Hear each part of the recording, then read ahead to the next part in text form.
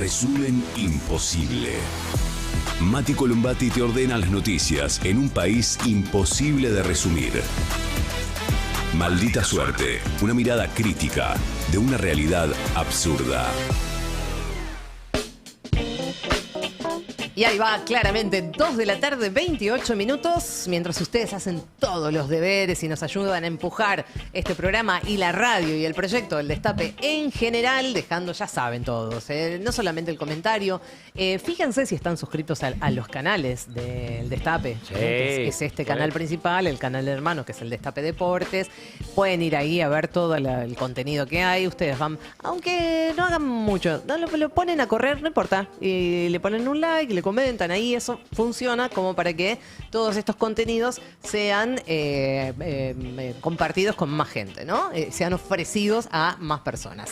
De eso se trata. Bueno, vamos a estar hablando de la economía del país, de la pobreza, que no hay buenas noticias, señor Milei. Debo decir que para aquellas personas que forman parte de este gobierno y que suelen festejar por anticipado, bueno, no funciona así, de esa manera. Por supuesto, vamos a hablar de la gira, lo contábamos el miércoles, de la gira de Milei, que ya empieza a juntar millas, de lo que pasó en Paraguay, de lo que va a pasar en Davos.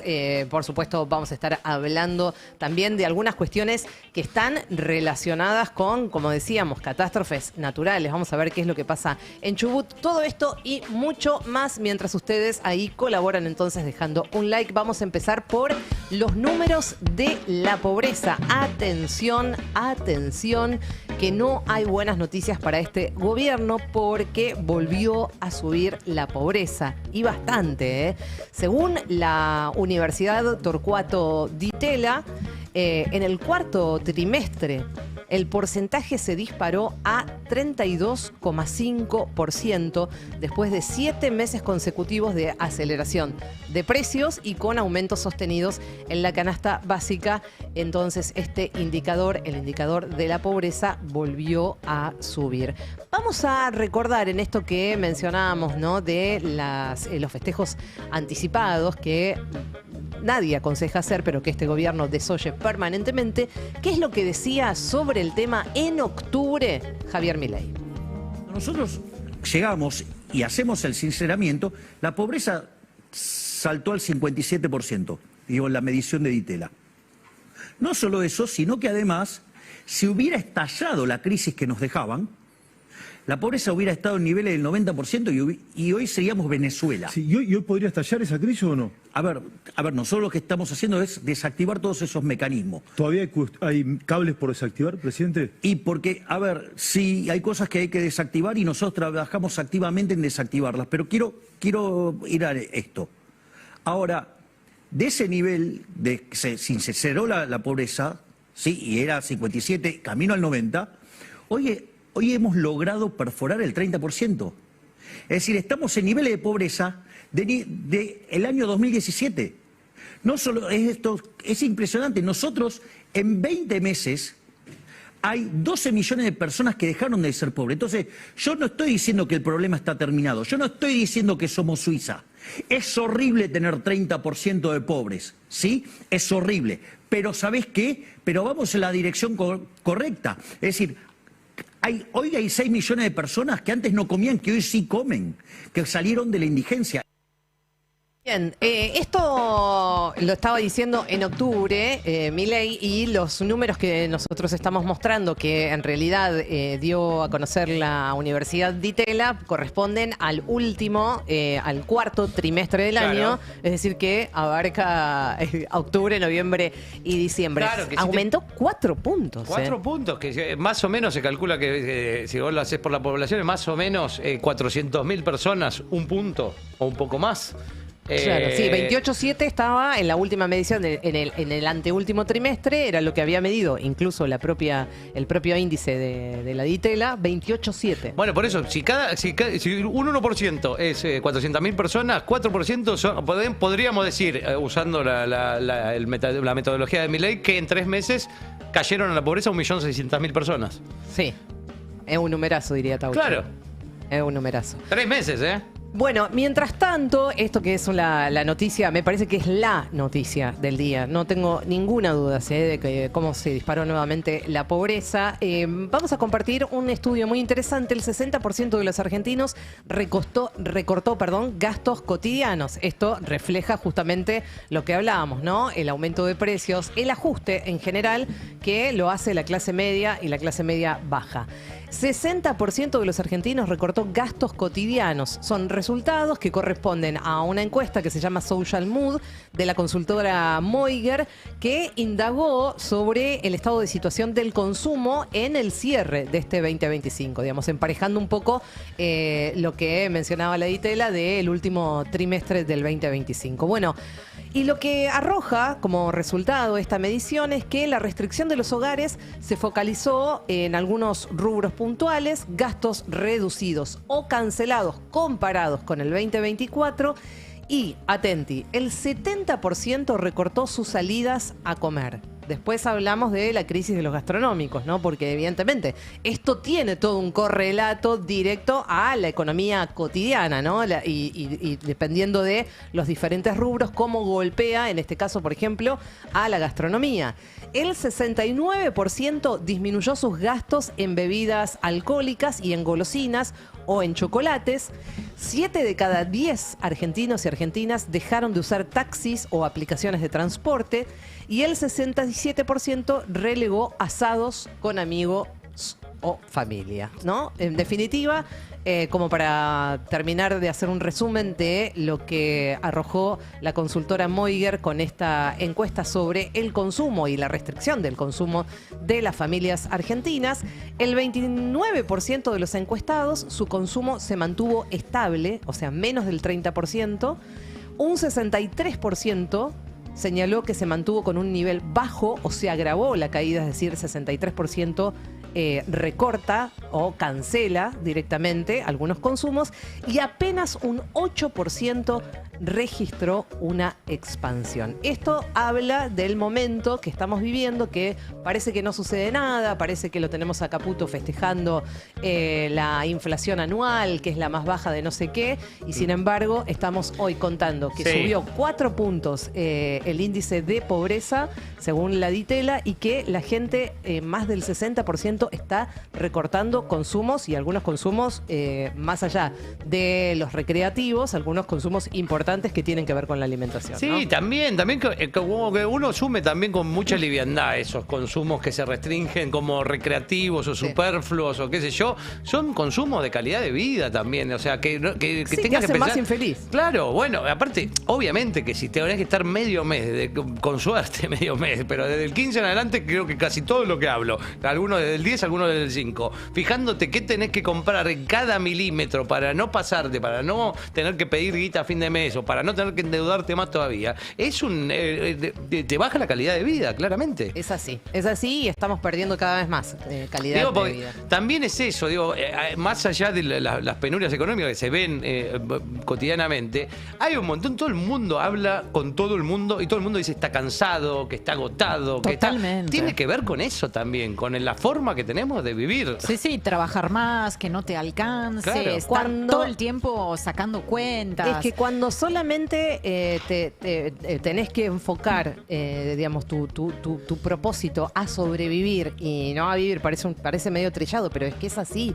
No hay nada que te agobie más mentalmente, incluso, digamos, hasta, digamos, perjudicando la salud mental, que tener que hacer un esfuerzo sobrehumano para llegar a fin de mes, para sobrevivir, básicamente. Y se te restringen todas esas otras posibilidades que en algún momento tuvimos que de alguna manera te mejoraban un poquito la vida. Encontrarte con amigos, ir a comer algo, hacer un asadito, ese tipo de cuestiones.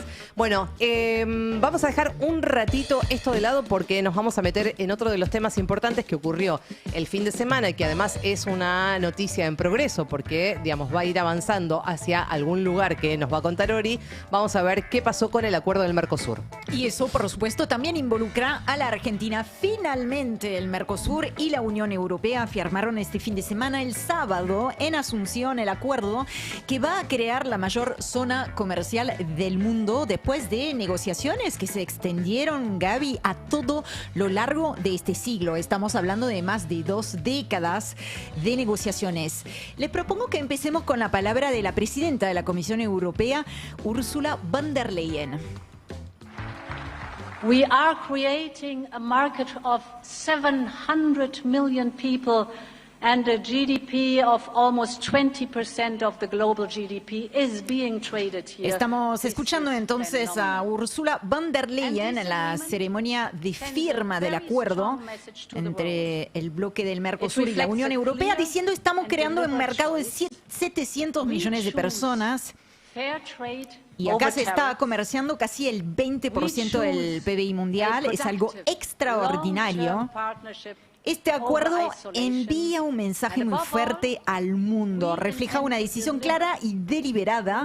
Elegimos el comercio justo por sobre los aranceles, elegimos una asociación productiva de largo plazo por sobre el aislamiento y por sobre todo, dijo ella, buscamos generar beneficios reales y tangibles para nuestra gente y nuestras empresas. Ursula von der Leyen, que estuvo antes de viajar a Asunción, en Brasil, junto con Lula, que él no viajó. Mismo mensaje por parte del presidente del Consejo Europeo, Antonio Costa.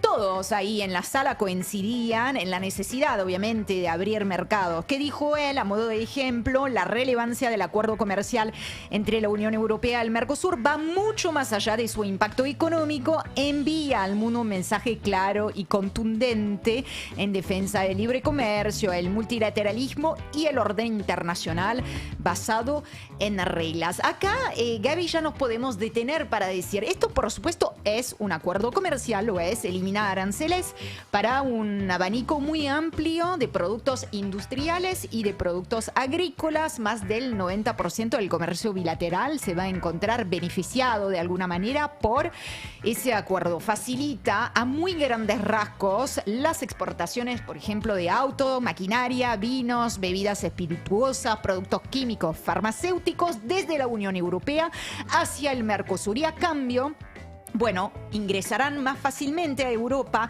la carne, el azúcar, el arroz, la miel y la soja. No se firma, sin embargo, solo un tratado comercial.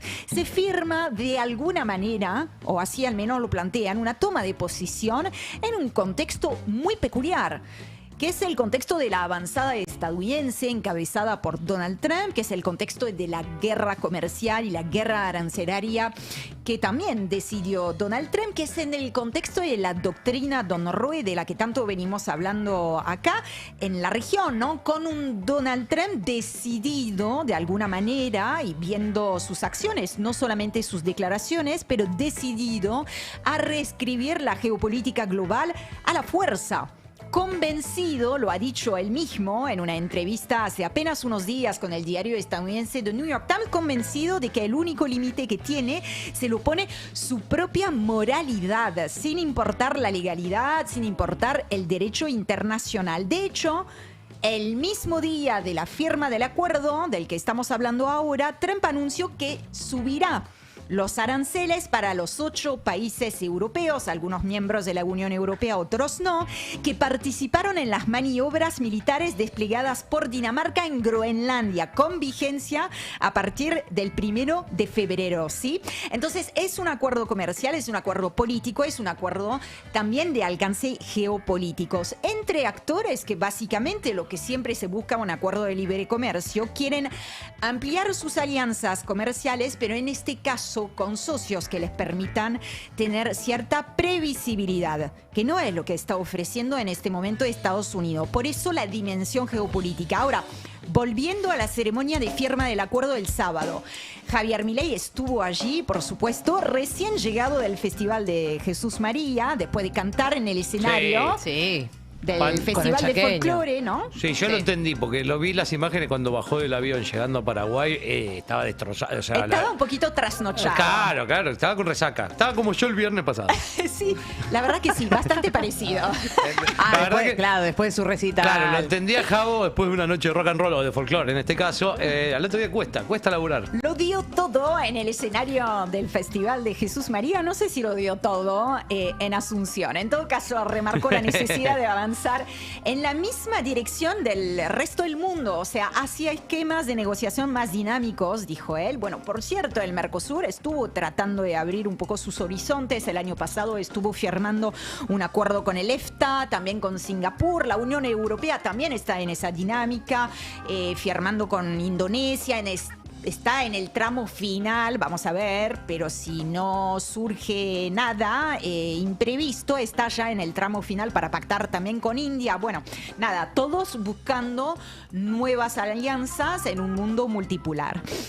Lo que sí me llamó la atención es que Javier Milei, considerando el escenario en Asunción, no el de Jesús María, encontró la manera de felicitar por algo a Donald Trump. No. Lo ¡Ay, escuchamos. no! Sí encontré. Este movimiento hacia la libertad y el comercio es la base de cualquier integración regional genuina, porque allí donde se erosionan las instituciones se desconoce la voluntad popular y se vulneran los derechos humanos. El resultado es siempre el mismo: aislamiento, empobrecimiento y pérdida de libertad. La situación que atraviesa Venezuela es una muestra clara y dolorosa de esa realidad. Por esa razón, valoramos la decisión y la determinación demostradas por el presidente de los Estados Unidos, el señor Donald Trump, y por todo su gobierno en las acciones adoptadas en Venezuela que derivaron en la captura del narcoterrorista dictador Nicolás Maduro. Maduro. Bárbaro. Che, Bárbaro. pero igual como que Trump no habló tanto del libre comercio como él dijo. Como que... Pero es increíble además No, que todo lo aprovecha contrario, el atril de justamente un acuerdo entre el Mercosur y la Unión Europea para felicitar por algo. ¿Cómo dijo precisamente las acciones adoptadas? El bombardeo a una capital latinoamericana, el secuestro de su presidente, que nos guste o no el presidente en cuestión. Sí, justo un acontecimiento en el que Estados Unidos no tenía nada que ver. Todo lo contrario, o sea, En era ese un acuerdo, bloque regional totalmente. del sur del continente con Europa. Ponele que hubiera querido mencionar Venezuela, tenía tal vez, si querés, como cierto fundamento, por eso el Mercosur, pero traer a ese atril, a ese escenario, que no era el de Jesús María, que era el del Mercosur y la Unión Europea, una forma de elogiar a Donald Trump, bueno, fiel a sí mismo. Le quiero contar que esto no termina acá, no es una historia que ya ha encontrado su punto final. El acuerdo necesita ser ratificado todavía por la Unión Europea y por los países también que integran el Mercosur. Sobre ese punto, justamente Javier Milei anticipó que el Congreso va a estar trabajando, comenzará los trámites de ratificación de ese acuerdo en febrero durante las sesiones extraordinarias, ¿no? Es así. No solamente eso va a formar parte, digamos, del temario de las extraordinarias. También vamos a tener en el Congreso la ley de glaciares, la reforma laboral y también vamos a tener el pliego para nombrarlo embajador al profesor de vóley. A Fer Iglesias, A Fer porque Iglesias. con otro nombramiento, porque va a tener una doble embajada, ¿no? Va a ser embajador ante Bélgica y ante la Unión Europea. Sí, ahí está el cuadro. Yo me había salteado la partecita también en la que el propio Javier Milei ratificaba que justamente este acuerdo del Mercosur con la Unión Europea lo iba a enviar inmediatamente al Congreso, no esperando las ordinarias que empiezan en marzo, sino aprovechando este tiempo ahora que comenzarán y están ratificadas a partir del 2 de febrero las sesiones extraordinarias. Vamos a escucharlo. Quiero subrayar que la firma de este acuerdo no constituye un punto de llegada, es un punto de partida dentro de un amplio plan de vinculación económica con diversos actores internacionales y por ello la Argentina avanzará decididamente hacia la ratificación legislativa del Acuerdo Mercosur-Unión Europea. En los próximos días enviaré el proyecto de ley al Congreso para su tratamiento durante las sesiones extraordinarias. Este paso permitirá transformar los consensos internacionales en reglas internas estables, con respaldo democrático y previsibilidad jurídica. Esperemos que el Parlamento Europeo haga lo propio a la brevedad. Bien, este era el anuncio de lo que hipotéticamente iba a pasar. Ahora ya esto es concreto, ¿no? Hoy finalmente se terminó publicando la información para confirmar que las sesiones las extraordinarias van a comenzar el 2 de febrero, se van a extender hasta el 27 de febrero, luego empalmarán con las ordinarias a partir de marzo y que el temario incluye, además de, como recién mencionaba el propio presidente, el acuerdo Mercosur-Unión Europea, va a estar la reforma laboral, la ley de glaciares y el pliego de Fernando Iglesias. Pero volvamos al Mercosur, ¿no? Bueno, esto tiene que ver entonces con la pata argentina de ese acuerdo, la aprobación que necesita todavía, la ratificación en la realidad que necesita todavía el acuerdo para entrar en vigencia. También la Unión Europea tiene sus propios trámites y procesos de aprobación. En este caso hay que mirar hacia el Parlamento Europeo y el Consejo Europeo. El Parlamento Europeo ya no puede modificar nada, ¿estamos de acuerdo? El texto llega en bloque, no se va a modificar nada. Está a favor o está en contra y necesita una mayoría simple. Quien gana se lleva, digamos, la aprobación, la ratificación. Pero además tiene que pasar por el Consejo Europeo, que sería como el gobierno, digamos, europeo. De alguna manera representa, está integrado por todos los Estados miembros. Y ahí tiene que haber una mayoría calificada.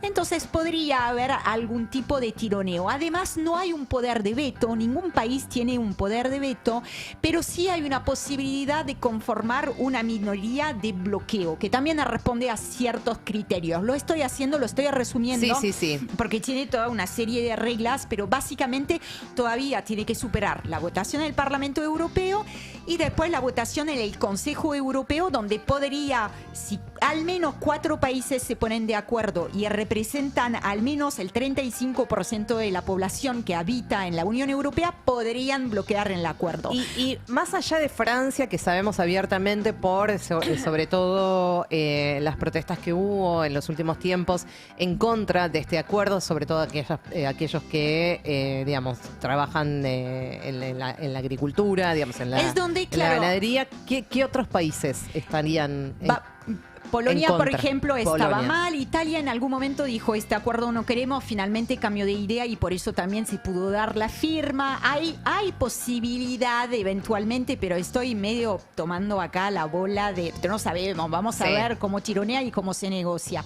Pero es cierto que todos los países europeos donde hay una presencia, una actividad agropecuaria de mayor peso, entonces también es mayor la resistencia. De hecho, no sé si... Acá tenemos, ya hemos compartido algunas imágenes, pero mientras se firmaba el acuerdo del Mercosur con la Unión Europea, continuaban las protestas. ¿Otra vez tractorazo? Tractorazo en Francia también, en algunas regiones de España, como en Burgos. Bueno, nada, es como para estar atento y ver qué sucede en los... Te iba a decir los próximos días. En la realidad, todo esto podría tardar varias semanas o incluso algunos meses. Todo ese acuerdo va a tener consecuencias. Se está haciendo un montón de notas sobre quiénes son los ganadores, quiénes son los perdedores. Ya que estamos acá en la Argentina, les traje una nota publicada durante el fin de semana en el diario Ámbito que firman los parlamentarios del Mercosur, y en el apartado en particular, escrito, redactado por Gabriel Fuchs y Gustavo Arrieta, advierten que el acuerdo se firma en un contexto internacional mucho más inestable que el de su origen, atravesado por guerras, tensiones comerciales y competencia entre potencias, que esto vuelve más frágiles los acuerdos que no cuentan con mecanismos políticos para administrar desequilibrios. Ellos insisten sobre ese punto, la falta de la dimensión y de herramientas políticas de resolución de esas asimetrías, y que agrega entonces incertidumbre para países como Argentina, con una estructura productiva concentrada en lo primario.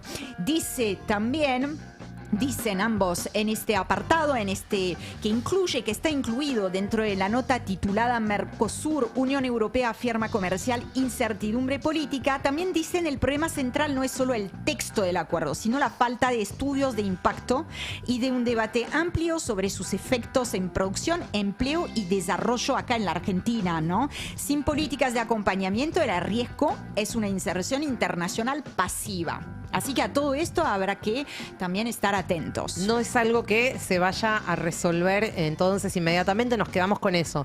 Más allá de que más o menos tenemos los lineamientos generales de lo que significa este acuerdo, la convicción en todo caso que nos acabas de decir que no es algo que se va a resolver la semana que viene, sino que va a pasar un tiempo. A priori no, porque va a haber mesas de negociación en torno a la cuestión. Sí, algunas partes, Gaby, del acuerdo en la Unión Europea podrían ya empezar a ser implementadas, pero solamente las partes por las que la Unión Europea como bloque comunitario tiene potestad, que son aspectos muy comerciales.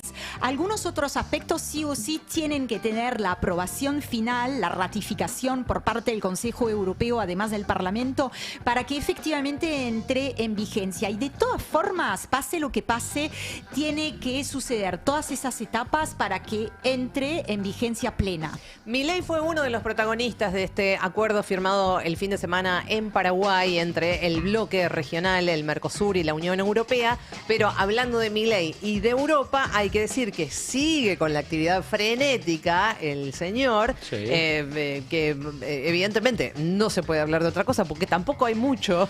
No, tampoco nadie de está otro teniendo- lado hace nada. Nadie está teniendo una actividad muy frenética que digamos, No. el resto de los actores políticos. Es interesante el oficialismo, digo, más allá de Milei, incluso, o sea, están en la mitad de los ministros publicando notas discutiendo teóricamente los temas de importaciones y exportaciones, que no coincido para nada con lo que pueden decir Sturzenegger y Toto Caputo, pero lo están haciendo, Sí. están discutiendo temas. Sí, que del lo otro están- lado, silencio. Lo están discutiendo contra Pichetto y Moreno, ni contra Cristina, ni contra Axel, ni contra nadie más. Bueno. Están discutiendo eso. En esa actividad frenética hay que decir que esta noche Milei se nos va a Davos, va a viajar a Suiza para dar inicio a su agenda internacional.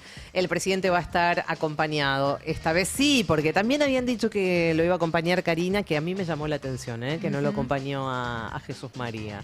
Ahí no estuvo. Ah, ¿no estuvo Karina? No estuvo No, Karina. me lo No, perdí eso. no estuvo Karina. Pero sí va a estar acompañando a Milei, Karina, a Davos. Va a estar Kirno, va a estar el Toto Caputo, va a estar Sturzenegger.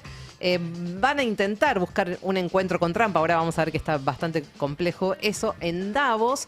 Leía algunos analistas que hablaban de que no lo llevaban a Adorni también porque lo quieren dejar acá, teniendo en cuenta que la ven con mucha más actividad a Victoria Villarroel. Entonces dijeron, no, mejor Adorni que se quede acá. Así que lo Sí. dejan y, bueno, parte de la comitiva hacia Davos esta noche. Sí, que en realidad no sé, digo, también pasan tantas cosas en este país. Digo, hay 2 leyes sancionadas como la emergencia en discapacidad y el financiamiento de pediatría que no se cumplen, pero bueno, más allá de eso, me gustaría saber hasta qué punto es constitucional, por más que lo digan, por más que lo avisen y se lo avisan a los medios. Che, mirá que queda más a cargo es Adorni.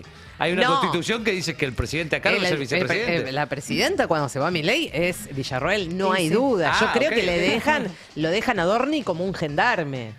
Ok. O sea, ok. no es que te están diciendo Adorni va a ser presidente. No, porque todos los medios Además, me publicaron, muero, todos ¿no? los Ya medios está. publicaron, el que queda a cargo es Adorni, No, bueno, Adorni, ninguna otra, No, Nadie. yo creo que lo ponen ahí como un gendarme, digamos, como un aviso, como, bueno, tampoco te hagas la loca que nosotros te dejamos a Adorni, que es bárbaro, Adorni, ¿viste? Es fantástico. Vamos a ver qué compartía en las redes, porque si hay algo que caracteriza a este gobierno y a los integrantes de este gobierno es hacer un relato fantástico de lo capo, pero de lo capo que son. El león va a rugir en Davos y toda la izquierda Ah, la internacional concha de la madre. va a temblar nuevamente. ¡Libertad avanza!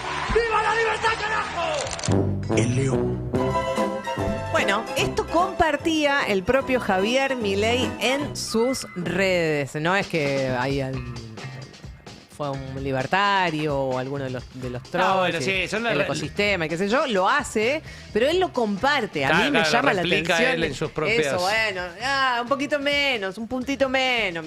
Bueno, no, lo compartió en sus redes. Y además acaba de publicar cómo va a ser su agenda en el Foro Económico. También en la cuenta de X del presidente hablaba, decía él, aquí tienen mi agenda en Davos, así los periodistas dejan de mentir inventando reuniones que no han estado nunca en el programa para después vender como un fracaso la no realización de reuniones que ellos inventaron. Fin, postdata, son chimentos de peluquería barata, que es la frase que siempre le gusta decir, y esto está relacionado con esta especulación que había si finalmente iba a tener la posibilidad de tener una bilateral con Donald Trump, teniendo en cuenta que ahora, como vamos a revisar un poquitito muy rápidamente la agenda de Milei en Davos, va a hablar el miércoles, el mismo día que habla el presidente de los Estados Unidos. Bueno, la agenda muy rápidamente, porque es muy, muy larga, lo que se publicó, incluye un encuentro de Milei con CEOs de bancos globales, les cuento lo más trascendental, su alocución, que va a ser el propio miércoles, pasado mañana, 11:45 hora argentina, ahí en el Foro Económico, y luego el jueves va a tener 2 entrevistas. Una con la agencia de noticias Bloomberg y la otra con The Economist. Y después, bueno, ya estará regresando a la Argentina. Se desprende, por supuesto, que de lo que está diciendo es que no hay ninguna confirmación de ninguna reunión con Donald Trump. Después veremos si nos sorprende. Pues yo creo que las negociaciones van a estar hasta último momento. Imagínate que lo que más le gusta en este mundo, en esta vida, Javier Milei, es ir a pegársele como una garrapata a Donald Trump. Sí, así claro. que el esfuerzo lo van a hacer hasta el último segundo. De que haya una foto, por lo menos que haya un apretón de manos, un abrazo, lo que sea, seguramente van a insistir con eso hasta último momento. Y si no, seguramente va a estar por atrás de Milei el Toto Caputo pidiéndole a los que están atrás de Trump guita. O sea, mandame los dólares. Eso también Sí, puede con ser. el tema de los dólares Van a no puedo pasar la hablar con gorra. vos, solo hablo directo. Claro, van a pasar la gorra, sí, sin ninguna duda. Cambiamos de tema. Vamos a ver qué está pasando con el turismo en la Argentina. No está repuntando, porque si bien había habido algunas informaciones, sobre todo teniendo en cuenta que se mencionaba que en Brasil ya no estaba tan barato, digamos, no era que había una ventaja comparativa muy, muy importante entre lo que se gasta en un viaje a Brasil y lo que se gasta en la Argentina. Si bien había como una especie de narrativa, digamos, de relato alrededor de eso, hay que decir que el turismo en la Argentina no está repuntando, y esta es una información que publica la CAME, que advierte que la recuperación sigue siendo desigual. La entidad señaló que hay múltiples destinos del país que muestran un gasto prudente y una estadía moderada. Alerta la CAME que los picos de ocupación están dados, y acá me parece que es interesante ver cómo es el comportamiento del turismo que vacaciona en la Argentina. Lo que dice la CAME es que estos picos de ocupación están dados por fines de semana, eventos, agendas puntuales, más que por reservas anticipadas o estadías largas planificadas con antelación.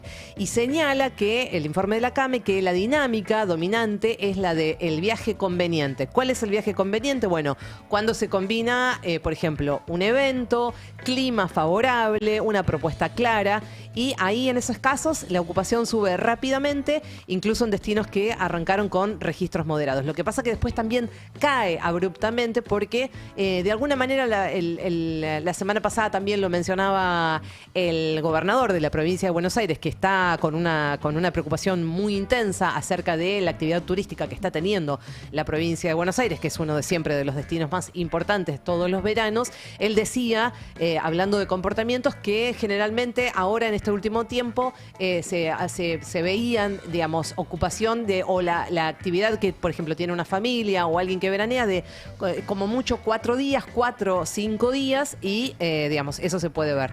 Como mencionábamos medio en joda al comienzo del programa, nuevamente nosotros vemos que bajó mucho la cantidad de gente que hay acá en la ciudad de Buenos Aires. Es decir, debe haber salido mucha gente de vacaciones, pero muy rápidamente volvemos a sentir que volvieron todos juntos, que es que la verdad que las estadías se acortaron muchísimo. Últimas informaciones del panorama argentino, después sí vamos a seguir un poquitito más con algunas otras cuestiones. Debutó la inocencia fiscal. Atención con esto, porque todo lo que era de pico, ahora ya tiene, digamos, correlato directo en la realidad. Por la inocencia fiscal en Rosario acaban de sobreseer a un empresario, primer empresario sobreseído que había sido condenado por evasión fiscal. Ah, mirá. Atenti. Primer caso lo resolvió además el mismo juez que lo había condenado a este señor a raíz de, esta nueva ley libertaria que eleva además los pisos para los delitos tributarios. Y qué conveniente se espera, perdonar gente que lava guita en Rosario. Me parece muy conveniente. Es fantástico. Y además, te voy a decir una cosa, más allá de que esta es una noticia que publica La Política Online y que habla también, una nota muy extensa, de que a partir de ahora se espera también una avalancha de archivos que se empiecen a desempolvar para que tengan la misma suerte que este empresario, dos empresarios en realidad, padre e hijo, en realidad, y que son empresarios de la construcción. ¿Qué puede salir mal? Ah, mirá como ¿Qué puede salir mal? Justo Rosario, que no hay ninguna sospecha. No, ninguna. Ninguna sospecha de edificios construidos con guita del narco, Rosario. Nadie sospecha nada. Vos porque sos tan mal pensado. Incluso las dos torres principales que dicen las torres de los narcos, las torres de los monos, que le dicen. Le dicen así, además. Sí, eso sí. Es tan flagrante que le dicen así. Todos los rosarinos le dicen, sí. Bueno, hace poco fuimos y estaban las dos torres gigantes. Un poco más de detalles les doy. Son dos empresarios de la construcción, estaban acusados de evasión tributaria, habían evadido aproximadamente unos 11 millones de pesos, habían sido condenados a, por lo menos el padre, a 3 años y 6 meses de prisión. De todas formas, iba a cumplir prisión domiciliaria porque tenía más de 70 años. Así que acaba de debutar la inocencia fiscal, señores. Vamos a recordar que la evasión simple pasó a considerarse a partir de los 100 millones de pesos y es una evasión simple. Ahí te hacen pagar un poquitito, qué sé yo, y chau. A partir de los 100 millones. Y la evasión agravada es a partir de los 1.000 millones de pesos. ¿Qué puede salir mal? Nada. Insisto. Pioli. Último tema, vamos a ver qué es lo que está pasando en Chubut, que tremendo lo que pasó este fin de semana, nuevamente ahí en Comodoro Rivadavia, ahí vamos a ver algunas imágenes. Se declaró la emergencia geológica después del deslizamiento de la ladera sur del Cerro Ermite. Esto es en Chubut, ahí en Comodoro Rivadavia están pidiendo justamente evacuar gran parte de la zona. Ya son 3 justamente los lugares que tuvieron que ser asistidos. Hay aproximadamente unas 200 casas que están afectadas principalmente en los barrios Sismográfica, así se llama el barrio, Sismográfica y El Marquesado. Movimientos que hubo del cerro que provocaron fisuras muy impresionantes. Las imágenes que recorrieron el fin de semana a todos los medios fue impresionante. Además, por supuesto, de el deterioro en las estructuras de las viviendas, un riesgo creciente de deslizamiento, lo que llevó a las autoridades a analizar la salida inmediata de los vecinos. Quiero decir una cosa, ahora en las últimas horas, los medios de comunicación que se están ocupando de este tema empiezan a hacer notas muy interesantes en relación a si esto se podría haber previsto o no, o qué pasa con esa zona en particular. Yo acabo de escuchar, cuando venía para acá no tuve tiempo de buscarlo, pero sí voy a decir que un geólogo que participó en el año 2002 de un informe que le habían pedido a una cantidad de profesionales expertos en la materia, geólogos básicamente, antes de empezar a construir estos barrios, habían pedido un informe. ¿Qué decía el informe y qué decía este geólogo, que escuché hace un ratito nada más? Es que ellos habían advertido que era una zona muy arcillosa y que desaconsejaban por completo construir en el lugar. Habrá que ver qué es lo que sucede a partir de esta información que por lo menos yo desconocía, de que había habido un informe. a partir del 2002. En el 2008 se empiezan a construir los barrios.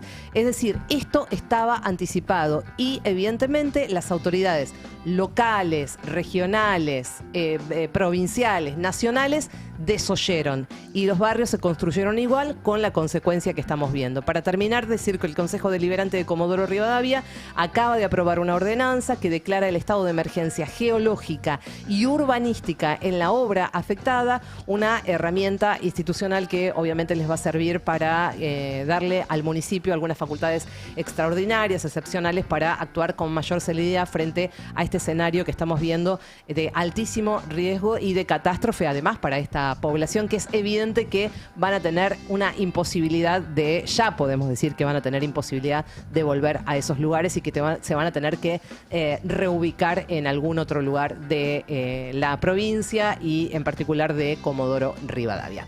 Señoras y señores, hasta acá hemos llegado 3 de la tarde y 7 minutos con el resumen, por supuesto, pero este programa sigue.